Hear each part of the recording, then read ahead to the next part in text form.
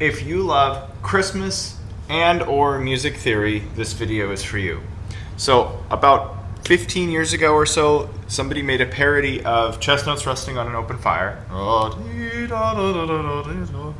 and rewrote all of the lyrics to make them theorified or music theory based. And what this did is like actually explained theory based on the real time of what's actually happening in the song. They named it Music Theory Song, Intervals Roasting. And so I posted it in this piano club I run online just for fun to cheer on the beginning of December. And then as it turned out, a lot of the members were like, well, it's kind of funny, but I don't really get it. Like, could you explain it a little more? So I'm like, all right, let's just do a whole video for this. So, by the way, I did not check my levels, so who knows how good this is going to sound. But, all right, here we go. So share sound, optimize. This is the original, and what we're just going to do is watch the whole thing, and then like I'll pause it every couple seconds and explain, okay, here's how this works with theory and all that stuff. So, happy holidays, Merry Christmas. This is just purely for fun, nerding out.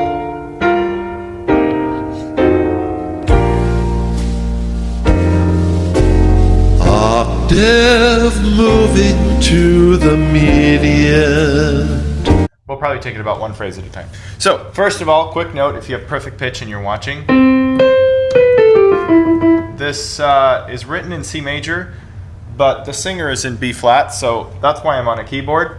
I didn't want to transpose on the fly and get something wrong, so I'm just literally cheating, holding down my pitch pen, because my keyboard doesn't have a transposition button, which is super weird. But anyway, I'm cheating. So anyway, here's we're getting into all that. So the tune starts off with the interval of an octave, which is 8 notes away, and the way you can typically recognize this is when you have one on a line and one on a space, wherever the circle or the note head is. So line, space, and they're quite far apart. That's an octave. And moving to the, it's just kind of walking down, so it's moving. Mediant. Now, mediant is a term that basically just has to do with the third note of a scale, or the relationship of the third to the first. So, when we go to the scale here, I'm going to just talk about it like it's in C major, so that we're referring to the chords and the notation you see on screen. In C major, we have C, D, and again, I'm really sorry if you have perfect pitch, then all these notes are going to sound wrong. But we have C, D, E, which is right here. And that is the median of the C major scale. So we go up an octave and we're moving down to the median. That's that. Major sixth, stepping down to do. Right. So this one's also very similar. Instead of an octave, we have a major sixth instead. So that's a major sixth is referring to the interval of a major sixth. There's a million tunes that start with this. How I always learned it is Star Wars and Indiana Jones and like pretty much everything that John Williams ever wrote. What is up, my friends? It's Christmas time and I have a massive present to give you. All of my courses that I've ever produced, as well as $3,000 of coaching with me and other concert pianists online for just 30 bucks. That's right, 99% off. This is literally the best offer I have ever given, and I'm never gonna repeat it again. So make sure to check out the top description link. There is only 40 people that I will credit this to, and then I'm closing the page down. So if you see it after December 31st, or after 40 people have signed up, it's too late.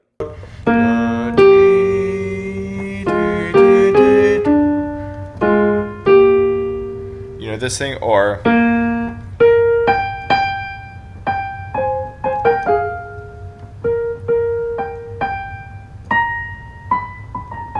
again, has a major sixth in it. And of course the Chopin, as a classical pianist, I guess I should say this one. The Chopin Nocturne in E flat, major sixth. So just some ear training practice for you. Stepping down, just like moving to, stepping down, it's not like an official term, but we typically say something is stepwise motion when it goes one letter at a time. So we have letter A, G, F, E, D. That's all just stepping down. Now, the word do is in reference to solfège. So solfège is basically I'm giving the child's definition of all these today, not like the super nerdy stuff. I'm assuming that the viewer doesn't know much about theory, and if you do, you're just here for fun. So, do is basically the first word of solfège. If you take a scale and you just sing this with a syllable, it would be do, re, mi, fa, sol, la, ti, do. And if you don't know that, watch Do a Deer, I think from Mary Poppins, right? Well, let's just look this up. I'm going to play it, but just for future reference, if you want to look up Do a Deer. Yeah. Oh my gosh. What? Sorry. I'm tired. Sound of Music, not Mary Poppins. What was I thinking? I have Guardians of the Galaxy 2 in my head too much. Yondu there loves Mary Poppins. Okay, so anyway, this kind of like explains the classic scene explaining solfège and teaching it to people. So you can check that out if you like. Moving. So that's that, and we're at Do because we're at the first note of the scale. So that's the joke there. To the median, stepping down to Do. Major seconds. Okay, so what's so cool about this is, again, whenever you hear like second, third, fourth, fifth, sixth, anything with the number, it's probably talking about intervals. That just measures the distance between letter names. So we're measuring C to A, that's 6 letters apart, C, D, E, F, G, A. Here we're measuring C to D, that's 2 letters apart, C, D. And so it's a major second because major is bigger, minor is smaller. So we could have C, D flat, or we could have C sharp, D. Those would still have 2 letters apart, but that's a smaller version. So we have the bigger version with C, D, and therefore it is a major second. But it goes a step farther than that. What's so cool about the lyrics here is that it's not only explaining that it's a major second, but it's setting it up. So like major second, like the moment you hear the word second, it's just done it. So it's like, it's not just describing it, it's doing it exactly in real time, which builds your ear training, if you can start to recognize that. Being sung by a choir. So, I mean, it's obviously not a choir here. That's just kind of like a fun poetic thing. It's a single voice, but it would probably sound better as a choir, I guess. However, there is kind of a hidden joke in that most choral music, a lot of singers will sound out of tune if they're given a lot of leaps. And so it's kind of a roast, speaking of roasting, it's a little bit of a roast of choral music and choir singers in general, that they don't have that much ability beyond just singing a major second, which is one note away, like ah, ah, ah, ah. Like that's easy to find, whereas ah, ah, then they might start to be out of tune. So I think that's what that's trying to take a stab at. Chromatic alterations of the scale. Okay, so chromatic basically just means color, and on a technical level, it's essentially just taking one key and going down one or up one.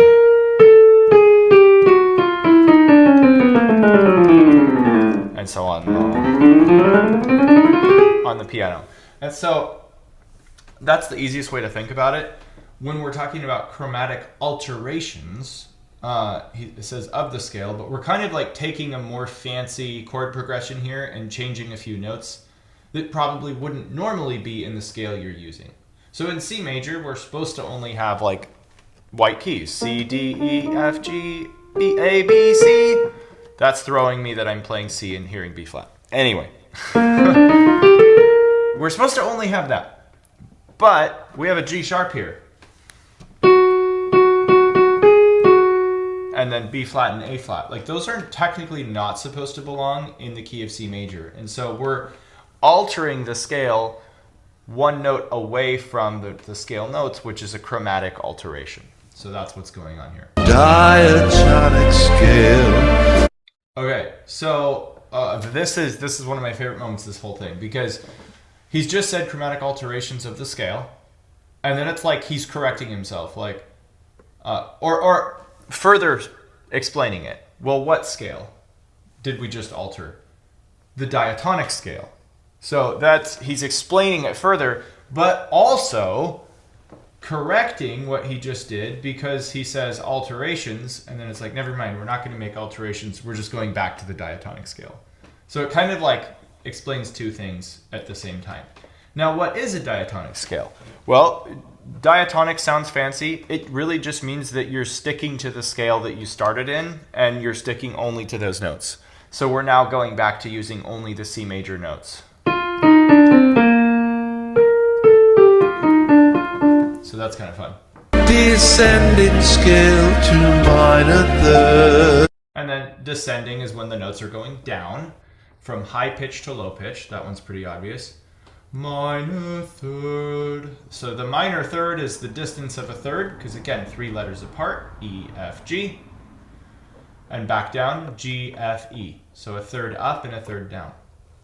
But also, it's a minor third now because it's the smaller third. Versus a major third, which would be like E to G sharp. Same 2 letters, so we still call it a third, but it's a bigger version, so with the smaller version, it's a minor third. Okay, now I'm going to predict this in advance because we have major sixth, which is like we had above. That's not too spicy here. But here, 2, 5, 7 of 4. Okay, this gets a little bit more crazy. And if you don't know theory, this is going to get a little bit too complex. But let me just kind of explain. There's so many puns here. So not just the musical ones, but like I said here, where it explains it further and contradicts it. It's the same here. So major sixth, 2. If we just stop there.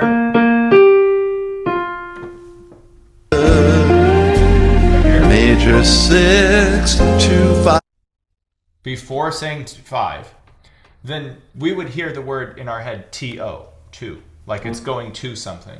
And that's how he's done it. See, like stepping down to do, or moving to the median. And or descending scale to minor third. So see, it's already played in our ear like multiple times that the word, when we hear to, it means T-O. And it still does here. It's a major sixth going to a 5/7 of 4, which is a chord. But it's also representing the 2, like the 2 chord, or a substitute of the 2 chord, because in jazz especially, a really common progression is 2 chord leading to 5/7 chord. So that's not actually what's happening in the chord structure here. That's what's even weirder about this. This is not a 2 chord and then a 5/7 of 4 chord. But it's referencing that commonality while actually using it in the word T-O. So it's like it's going to the 5/7 of 4, but also it's a progression that is common is 2, 5/7, and then 1. So, yeah, anyway, it's both right and wrong how they're using it, and they did that on purpose. Just like here with the choir, they're kind of taking a stab at the choir not being able to sing in tune. Like there's a lot of spots in here that I think a lot of people don't pick up on with the subtlety of those lyrics. So anyway, let's keep going. 7 of 4. And 5/7 is just a fancy chord name, and 4 is just the 4th chord in the scale you're playing in. Again, we don't have time to dive into all that. If you don't actually know theory or don't play, then that's for another video. And if you do know it, then I don't need to explain it. Major seconds with their ears open wide will hear a pretty tritone tonight. Okay, that's one of my favorite parts. So we already talked about major seconds. Just doing that again. Okay, so nothing too unusual going on here. This is just filling in some space, unless there's something I missed. But here a pretty tritone. This interval from here, F, B, is a tritone. And so again, as you're hearing it, you're hearing the lyrics, and then tonight. So that one's probably the least sophisticated line in the whole thing, unless I'm missing something, but still fun. There's minor sevenths in the bridge. Okay, so a bridge is a section in a song that's basically like not the main theme and it's not the chorus, but it's just sort of taking you there. Kind of like a transition, right? So the distance of C to B flat that we just heard, body, is a minor seventh. And so that he just said there's minor sevenths in the bridge. And then it's going to do it a second time.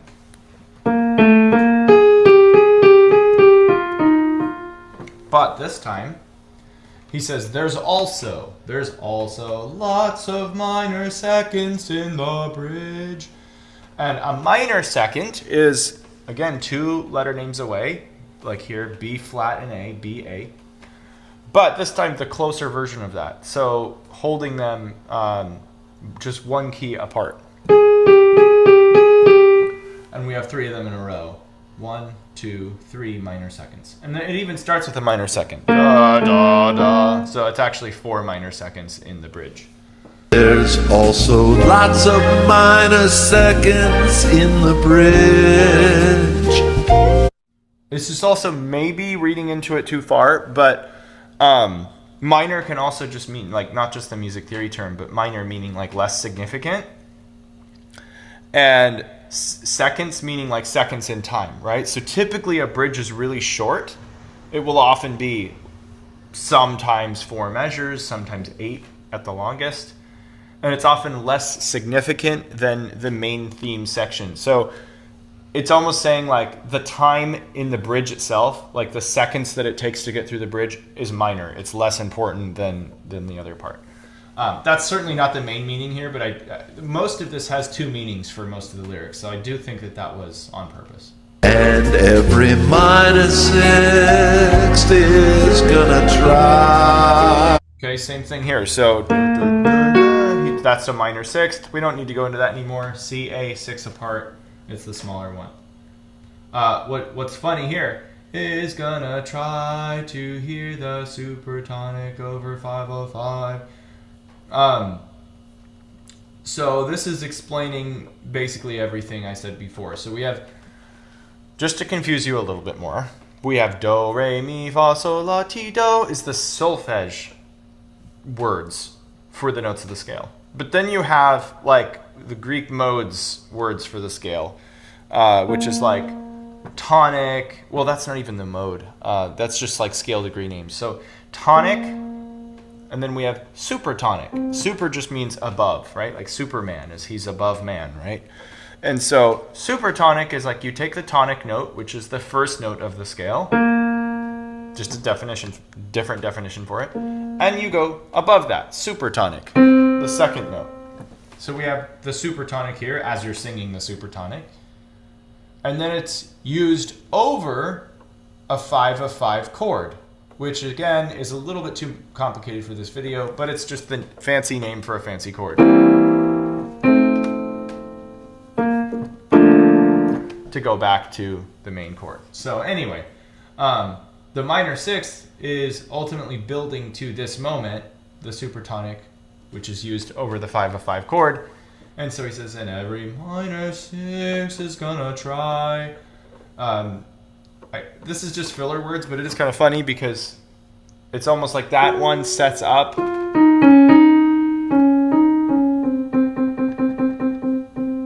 that note like being repeated 8 times in a row, 9 I guess. That minor sixth sets that up, so it is he's tying the 2 together in the lyrics of minor sixth trying to hear the supertonic. Okay, let's keep going.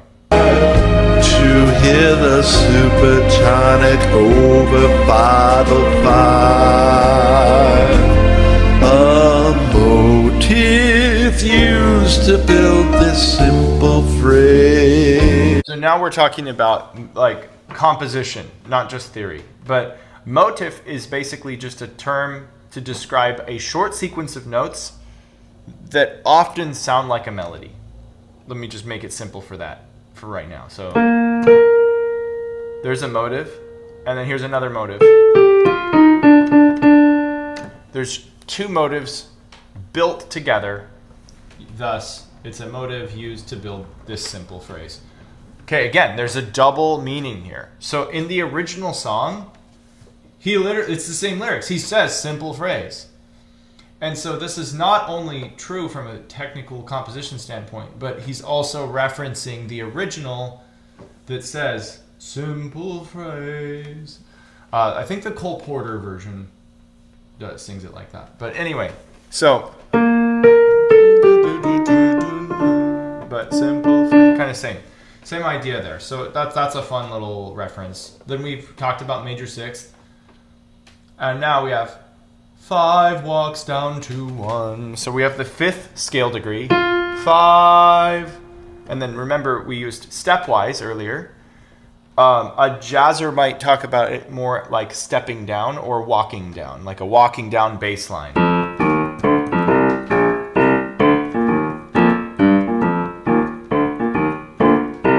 This kind of thing, where you have like that bass line coming down with chords over it. So this is more than just stepwise motion now. It's actually referencing like what a bassist would do. And again, this is all about like theory and jazz and all that. So 2 or 3 meanings that you could take from that one. Major sixth, 5 walks down to 1. Although this phrase rises to a high leading tone, drop. Okay, so the meaning in the first half doesn't make sense till the second half, but we are taking the phrase, the main musical material, and we're rising it in pitch all the way to here, to the B. And that B is the leading tone. So leading tone is just another name for the note right before the main note of the scale, which means if you're in C major, you're taking the B and raising that up to C. So leading tone, which resolves up. That's how it's supposed to go. So it's, although this phrase rises to the high leading tone, and then although it does that, it's about to drop a perfect fifth, which right here, again, as he's saying it, is a perfect fifth. So G, C, we have G, F, D, E. Oh my gosh. G, F, E, D, C. 5 letters. That's called a fifth. And I'll get into some other time. There's a reason why it's called a fifth, a perfect fifth, instead of like a, an other kind of fifth, a major fifth, a minor fifth. Those don't actually exist. We'll get into that later. So probably a different video. And then this happens twice. And so for absolutely, apparently no reason whatsoever, it just says meet the Flintstones on the second time. And I mean, it is because in the Flintstones theme, Flintstones, meet the Flintstones. That it does have the same notes. What I mean by no reason is like, as far as I know, the Flintstones aren't really typically associated with music theory. So it's just like a nerdy moment for no apparent reason that's fun. And then the third time, instead of going down, it goes up. G, C instead of G, C, which actually then makes it a fourth instead of a fifth, because now you have G, A, B, C, which is only 4 letters away if you're going up, instead of G, F, E, D, C, which is 5 letters away if you're going down.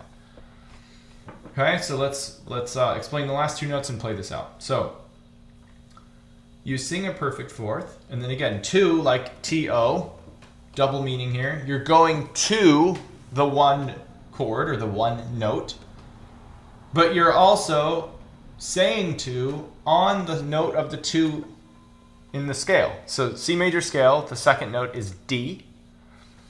And when you're here, you're on D, singing 2. So you're saying this is the second note of the scale and then going to the first note of the scale, but you're also saying it's going to it. So it's just, again, a lot of fun in the double meaning there.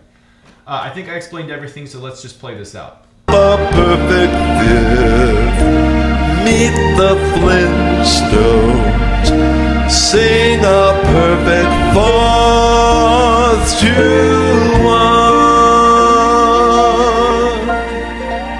There it is. Cool. Let me know if I missed anything. Thank you for tuning in. And if you already knew theory and knew all this stuff, then you're a true nerd, just like me, and just doing this for fun. So anyway, comment below. I don't think I have ever made a video like this where I like explains somebody else's video. If you'd like to see more of that, let me know. If you're like, this was absolute garbage, why did you waste my time? Let me know. I'll still make more because I have fun doing this. But it's good to know that you're mad at least. All right, so anyways, lots of fun. Hey, guys, you probably saw the announcement earlier that I'll stitch in here. But if you didn't, for some reason, I am doing my biggest year-end amazing piano crazy training. I'm not good at like explaining my own stuff. So just check out the link. And if you want to join, basically you're getting $3,000 of value for $30. I'm not even joking here. It's 99% off these 5 days only. So Merry Christmas, my gift to you. If for some reason you missed that or you're watching after the 31st, then you're out of luck. Sorry. All right. So thank you for watching this video. I will see you next time.